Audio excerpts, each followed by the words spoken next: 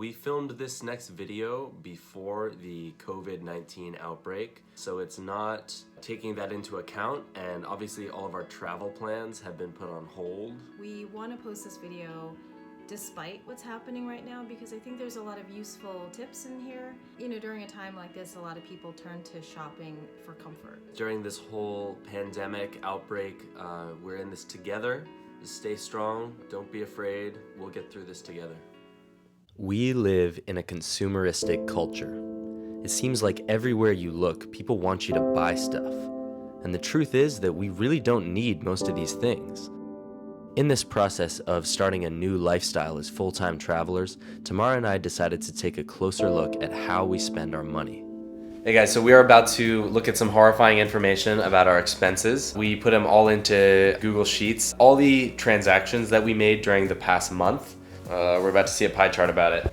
And it looks like I spent, 35% of it is rent, going out 20%, unnecessary miscellaneous at 23%, groceries at 2.6%, which is pathetic. Yeah. Necessary expenses, which is bills and stuff like that, things that we need, and transit, which is 2.6%. So what we're looking at here, the blue and the yellow, which would be a total of 43.2%, that is money that you did not need to spend. Crazy, let's take a look at yours. Here in the blue is going out, 32.2%. Yellow, unnecessary expenses, 4.6%. 36.8%, I don't need to be spending. I want to be under 5% for going out, really. I spend more money on going out than I spend on rent. That is just terrible. Hey, This is the first step, is looking at this information to really face what we actually spend out. This is good to look at as we are about to start off our week trial of not making any unnecessary purchases.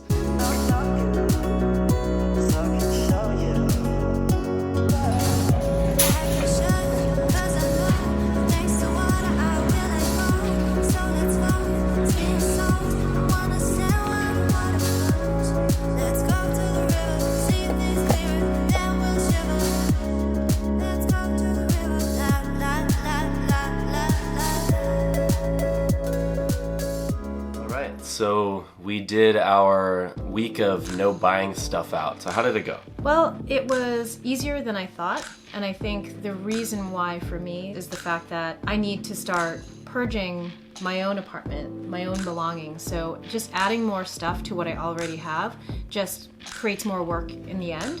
And so I imagine that if we weren't about to move away and we weren't about to downsize everything down to a backpack, then it would be a little more difficult. Yeah. And for me, I don't really buy a lot of stuff anyway, but what I am used to buying a lot of is food out. That is my main expense. I love to dine, I love the luxury. Over this week, I realized how trained I am to want those things, and I would notice oh, I'm in Koreatown, I want a pork bun, or oh, I'm over here, I want this. I think it's about convenience too, what makes it so easy for us to pull out our wallets and just buy something on the spot. It's also because we live in New York City. There are restaurants everywhere and there are little convenience stores everywhere. And so what I needed to do was plan a little more in advance in terms of my food intake, right? Because food was one of our largest expenses on our pie charts. So what I did during that week was make food and make sure I had enough to pack up for lunch the next day. And so I think I saved probably about $50 to $60 that week. When you make a grocery run, you end up spending $35 a piece to have this beautiful meal that we'll eat for 3 days. Whereas we'll spend that just going out one time. One of the things that I realized during that week of no spending money on extra things was that I don't feel the need to go into this store that has a giant sale sign and it looks tempting because there's a lot of really beautiful items in the window, and I felt okay, I felt pretty good about just walking on by.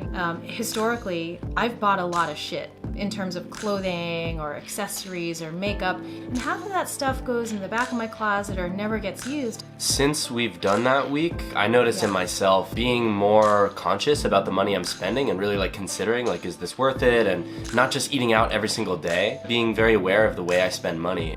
What is better to do with that money? Go out 8 times in a month, or turn that into a month of travel in another place? New York is all about convenience. It's all about being able to have whatever you want whenever you want it. So it's very easy to spend money here.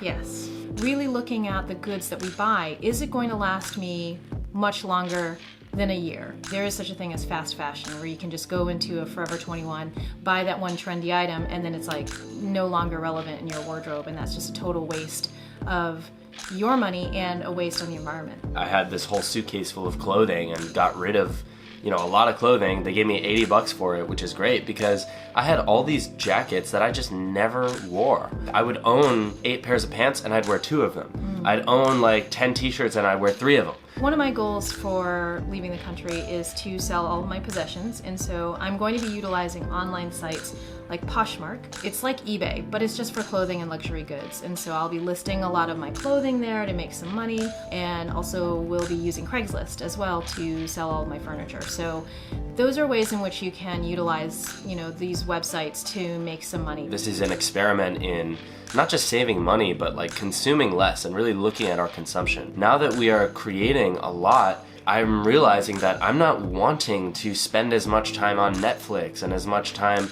just kind of numbing out. I'm not wanting to eat as much ice cream at night. Like my habits are shifting without even trying to. So there's this interesting relationship where the more you create, the less you want to consume. My takeaway from this was that it was overall a very positive experience, and also the first step in the right direction for the rest of my life. Continue to consume less, be more thoughtful about the items that I buy. You need to be doing something you love, because if you don't, what I've noticed in my life is when I don't have something that I'm passionate about in my life, I revert to like tuning out. When we don't have something that we love that we're doing, there's this void inside of us. What consumeristic culture tells us is you just need to fill that void with stuff, with like Netflix, with all these things, all these distractions, right? And it's sort of like this contained environment where they planned it this way, so that you can reach to all these things and like binge watch. You need to fill that hole with something, and it needs to be something beautiful. Exactly. And experience, good memories, and the connections you make with other people are what you're going to take with you in the end. We invite you to challenge yourself to a similar goal, maybe trying a week of not buying stuff out. Try that process of categorizing all of your expenses in a spreadsheet and finding out where your money's actually going. Give it a shot and let us know in the comments below what you think about this, what you think about the consumerism. And make sure to check out our Patreon page. We want to be able to bring you more videos like this. And please remember to subscribe if you want to see more content like this. Mwah. Bye. Bye.